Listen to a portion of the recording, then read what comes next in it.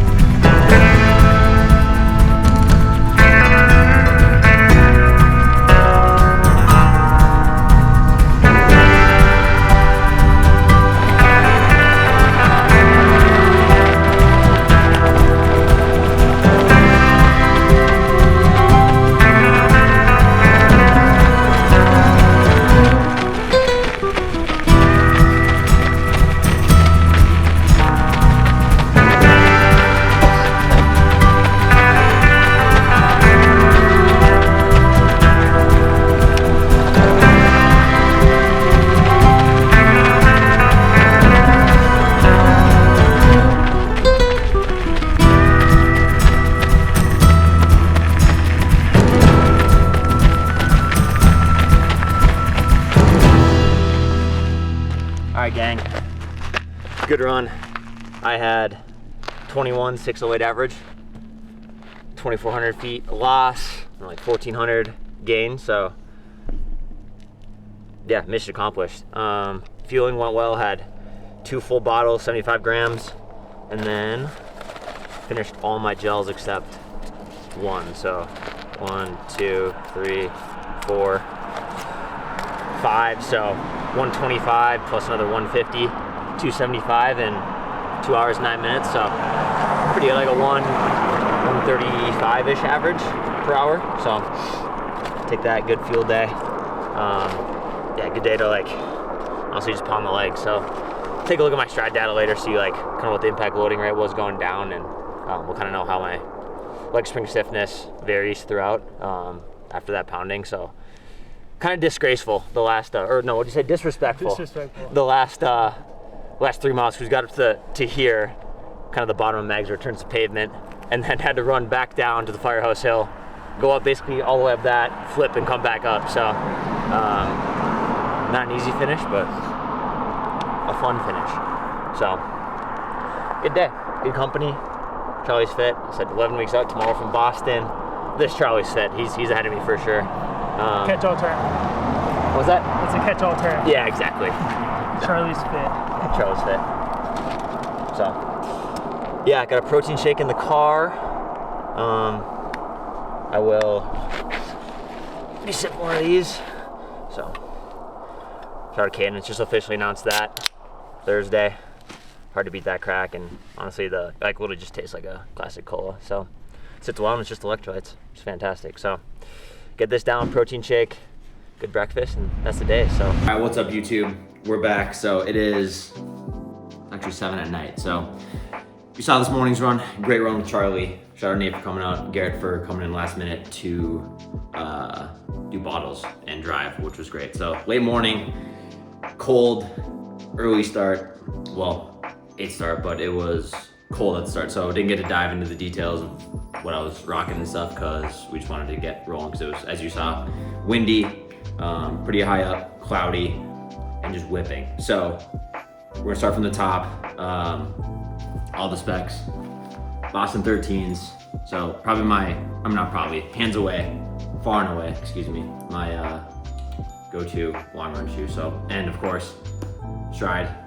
Get there we go, lit up. It's a new 5.0, so tracked everything, pace, distance, leg spring stiffness, impact loading rate, which are probably the 2 things I want to talk to you about with Stryd for this video.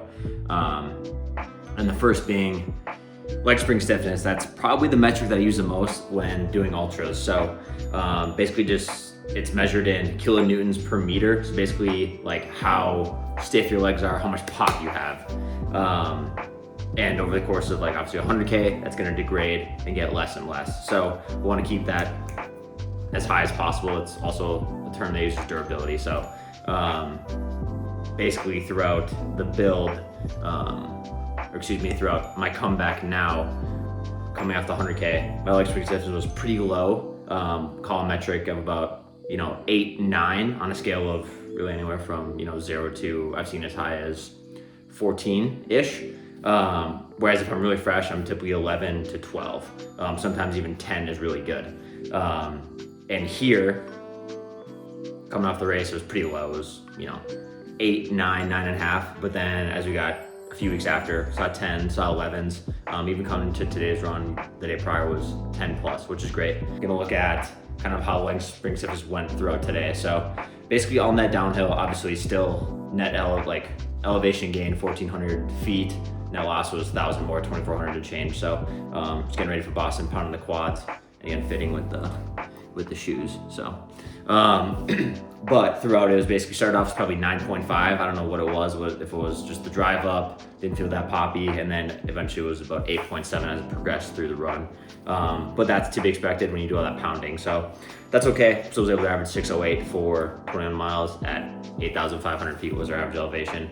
And then the other metric I want to chat about is impact loading rate, and that is body weight per second. So I want to see just kind of the pounding that my body's taking. And for me, it's the kind of sweet spot is 80. If I keep below 80, I know I'm not gonna have a ton of muscle breakdown and the quads will still have pop. Here it was typically over 80 the first part. but was able to not go much higher, so which is good. And then I was also able to, maintain decent leg spring stiffness. So, and then the last piece, guys, that I want to touch on was this week, well, a few days ago, officially signed with Cadence. Actually just got out of the sauna 30, 40 minutes ago. So I've had 2 of these already. This is their watermelon mojito collaboration with Raw Nutrition. Slaps. My go-to is cream soda, but just super excited. I mean, they're really making a push in endurance. And for me, obviously, one, need to stay hydrated. It's been like my rolling joke since I moved to Boulder. Rule number 1 to get used to altitude, stay hydrated. So that's first thing. And 2, I got to fuel my training. And obviously, hydration, major component. But 2, it's like today I took in 375-ish grams of carbohydrates in the 2 hours and 10 minutes. 5 Cadence gels. And they're really making a push into fueling as well. So checks all the boxes in terms of hydrating, fueling, everything, performance, nutrition, which is great. So beyond stoked. Code Charlie, hate being salesy, but again, this is my 3rd today. Typically I have at least 2 a day, 3 a day, sachets, 3 or 4 a day, depending on the run. Gels up to like 5 today. Put them all down in bars. You can just pre-race, pre-run if you want a snack.